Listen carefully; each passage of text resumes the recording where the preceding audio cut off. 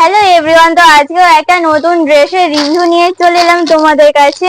তো এই ড্রেসটা আমি অনেকদিন অর্ডার দিয়েছিলাম, কিন্তু অবশেষে কালকে এসছে ডেলিভারি। তো এই কদিন যেহেতু ঝড় বৃষ্টি হচ্ছে, একদমই আসতে পারেনি, সেই কারণেই। তো ড্রেসটা তোমাদেরকে দেখাই একবার।